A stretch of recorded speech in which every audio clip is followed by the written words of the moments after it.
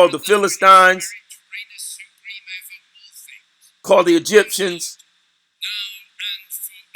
These individuals hid in caves.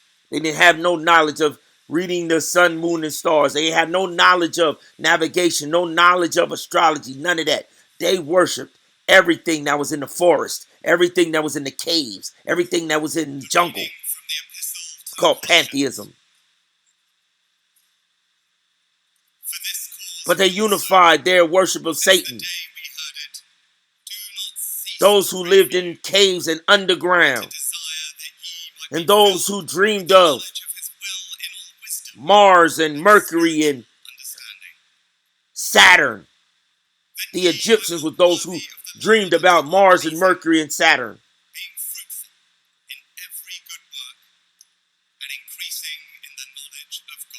So these Europeans and Africans unified. This is why it calls it a European Union, an African Union, a United Nations. They unified in their idolatry to chase down the bride that God said. And God said in Revelation 12, and John said, I, John, saw a woman standing on the moon, pregnant with child, with 12 stars around her head,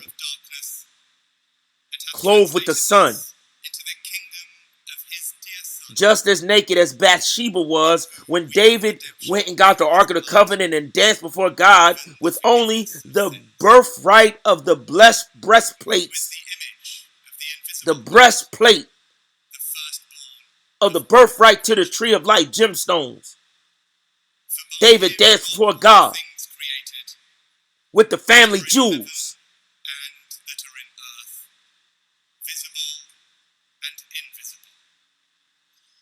The family jewels on his chest. And the family jewels in his tree of life, fruit of the womb. Underwear on. And Dave and Bathsheba and all of the women who no longer will be raped by these sun god worshiping Philistine bishops. Just like Adam and Eve, God told them to undress after Satan tried to attack him. David was the type for Adam, and Bathsheba was the type for Eve. And they danced before God, came out of the Philistine captivity, came out of the fashion statements of defilement that Goliath and his bishops had brought. All of the women matched David's dance. They went and got their family jewels.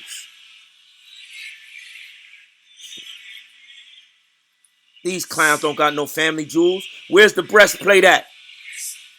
These clowns faking like they the tribe of Judah. Where's the breastplate at? We the only ones with the breastplate.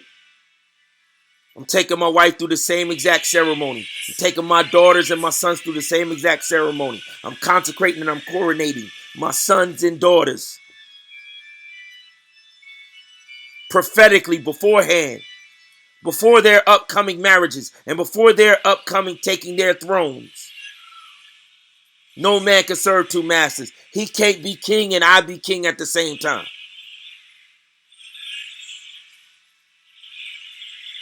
See, he carries King James Bible. I carry the double-edged sword of the ITB.